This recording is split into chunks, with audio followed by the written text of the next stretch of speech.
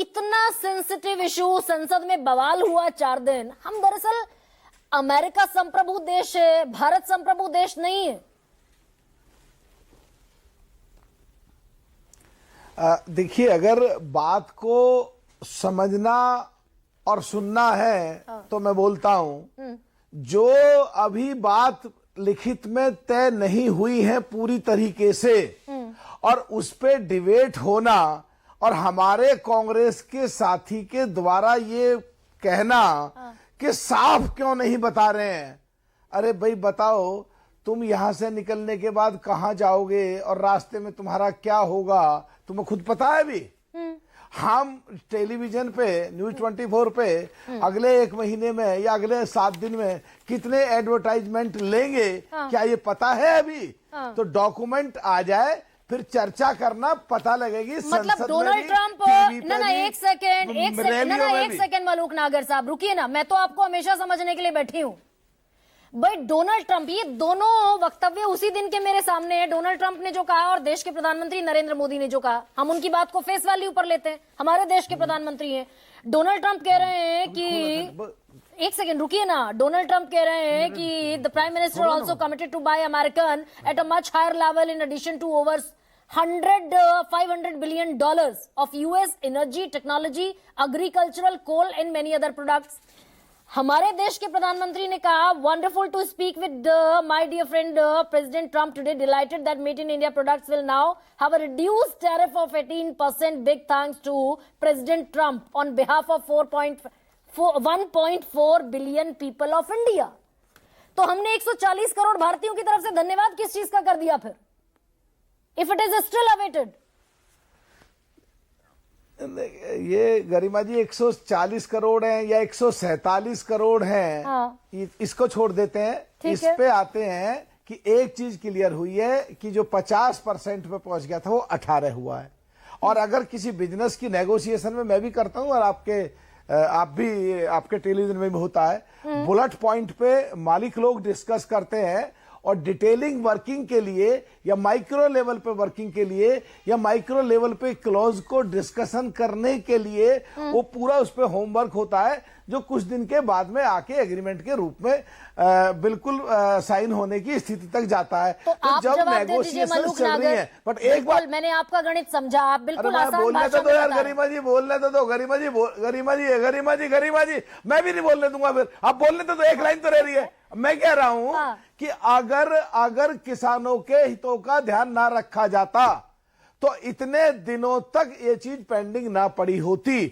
पशुपालक और मछुआरे, ये तमाम किसानों का पूरी तरीके से ध्यान रखेगी सरकार। नहीं रुकिए, आपके पहले गणित पर आते हैं ना मलूक नागर, आपने बड़ा आसान गणित समझाया, दर्शकों को भी समझ में आया होगा।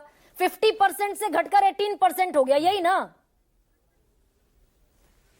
यही कह रहे हैं ना? नहीं, 25 से तो ऊपर 25 पेनल्टी थी, 25 से घट के 18 हो गया या 50 से 18 हो गया? आप कह रहे हैं 50% से घटकर 18% हो गया।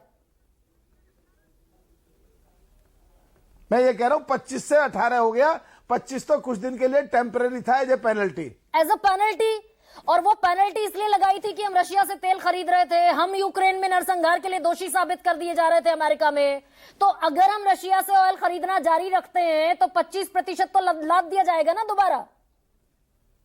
क्या करेंगे हम? नहीं, ऐसा नहीं है, गलत है बात ये। हाँ? गलत है बात ये गलत है बात। अगर कोई भी चीज को बिजनेस के एंगल से देखेंगे, हमको क्या सूट करता है। हाँ। जब रशिया से तेल शुरू किया था तो फासला बहुत ज्यादा था, और जो हमारे कांग्रेस के साथी कह रहे थे, हालांकि इनके फेवर में जाती है, हमारे तो खिलाफ जाती है बात ये कि सरकार तेल नहीं ले रही थी, उनके चहेते ले रहे थे। अरे भैया, उनके चहेते भी ले रहे थे, सरकार भी ले रही थी, और जो उनके चहेते ले रहे थे उस पर जो इनकम टैक्स आता था, देश को रिवेन्यू मिलता था, जब प्रॉफिट बहुत ज्यादा था। बट आजकल वो आगे बहुत कम हो गया। इधर हम कैलकुलेट करके देख रहे हैं कि ये 18% पे कितना आ गया।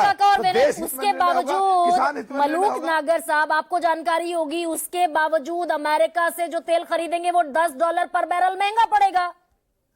उसके बावजूद महंगा पड़ेगा।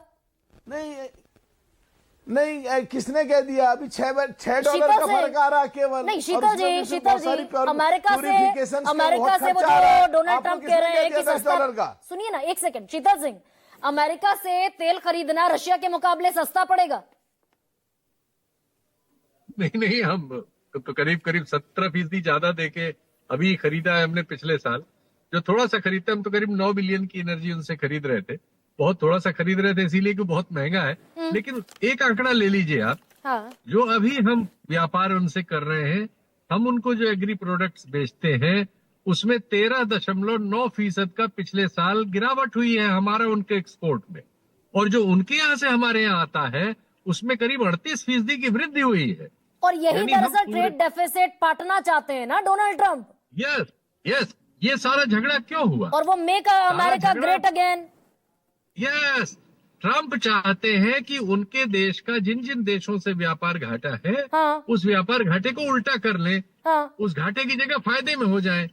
इसलिए उन्होंने सब पे टैरिफ लगाए। सब पर टैरिफ हर लगा देश दिए। उनसे फिर बात करने गया, तो उस दशा में भारत से भी वो यही करने जा रहे हैं। इसीलिए वो कह रहे हैं कि हम 500 तो ये तो दरअसल फैक्ट ठीक ही है ना फिर शीतल जी, भाई 3% से 18% तो आ गए ना हम, 15% तो ऑलरेडी हम ज्यादा भरेंगे ना एक्सपोर्ट पर।